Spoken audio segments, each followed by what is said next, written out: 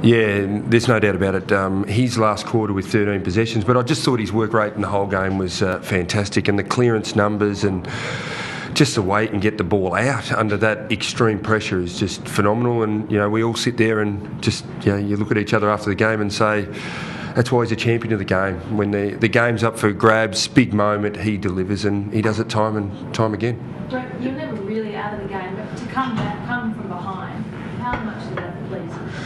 Yeah, I think it's probably shown the group's grown mentally to deal with adversity and not accept the situation. I think maybe previously we've been a little bit more immature, but when you've got a few blokes in your team now that have played 70, 80, 90, 100 games, I think the confidence and then just the resilience to say no, we're going to keep chipping away and it'll turn. And I think that's the most pleasing. 2 weeks in a row.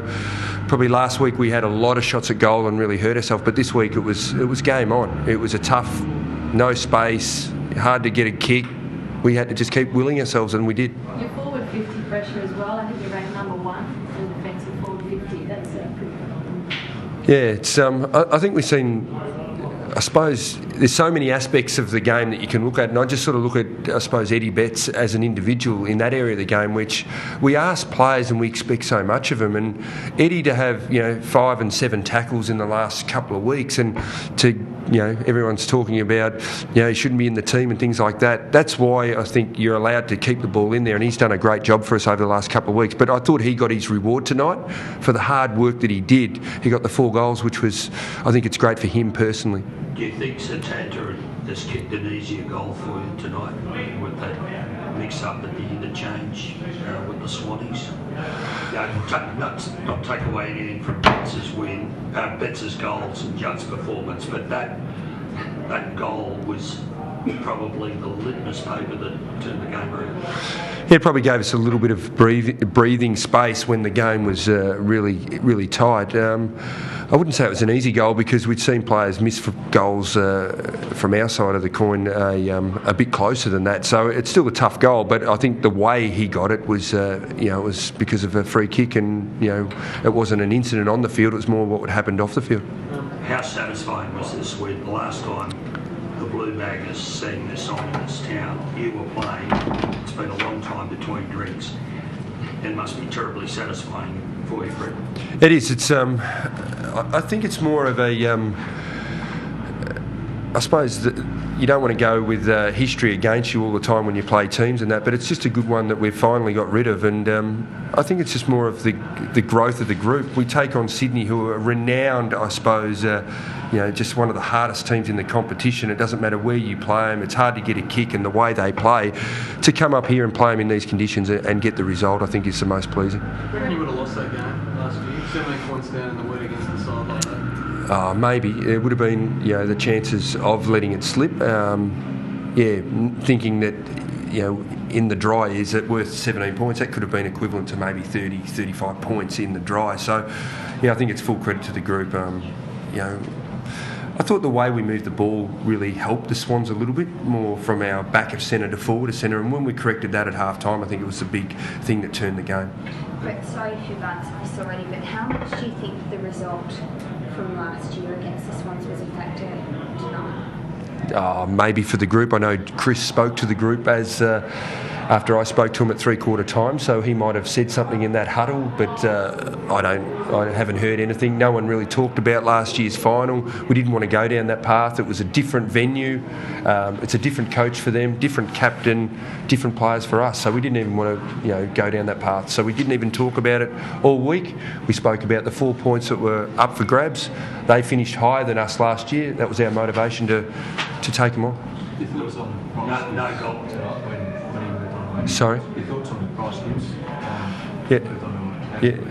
Some of the qualities, goods as influence on the game? Yeah, I thought he did a great job. I think they've had some great battles over the last few years, probably the last 3 years with, it might be about even in the win-loss for both players, but I thought he did a great job, and even Goods as a star that he is, it looked like he was going to change the game right at the end there. He sort of had 2 or 3 minutes where, Jeepers, come on Gibber, just finish the job for us, there's 3 minutes to go, and he tightened back up again, but Goods is just a great player.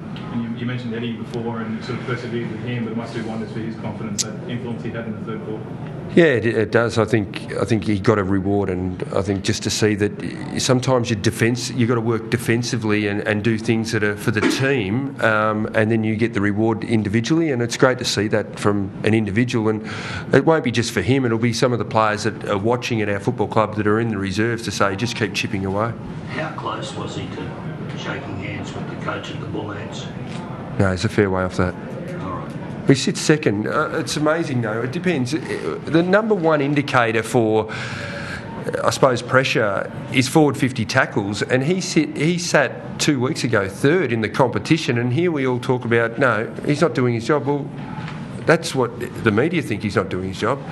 He was doing his job for us. We talk about forward 50 pressure is the key indicator to keep the ball in and lock it in, give your backs a rest, get your zone, your press, another opportunity to score. And we're talking about getting him out of the team.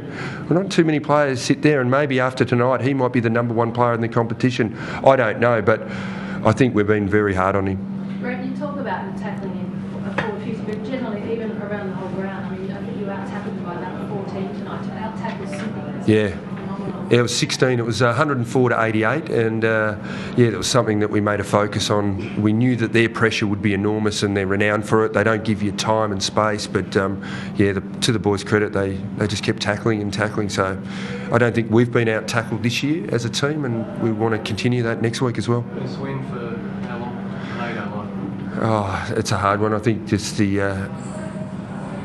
to know that as a coaching group, we put a plan in place and we got the 4 points. We come up here and we've got big challenges. It's early in the season. In 2011, in 6 or 7 games, whatever it is, it's a great win for us. But yeah, hopefully there's many more. Is it the best one of this season? Of this season? Yeah, I'd say so. Yeah. Yep. Sorry? Best overall performance? Yeah, I think it was from a team performance. I didn't think we... there's been some weeks that we've won and we've carried a couple, but this week I don't think we carried anyone. I thought everyone contributed. Jeffy Garlett was down in the first half, but then responded really well with some couple of runs and then those goals towards the end, or a goal towards the end. I remember you were saying, I think it was during the home and away games here last year, that you're both playing on the same grass with the same ball, the same post. There's no reason why you shouldn't be able to win up here. So we sort of tried to get across to them today. There's no reason why you can't. It's a new year.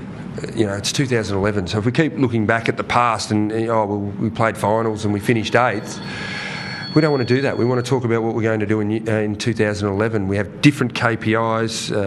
We look at the game different. We've got different tactics. So I think, from a team point of view, why go back and revisit what happened? Otherwise, we can look at 1921 or 1948, or if we want to.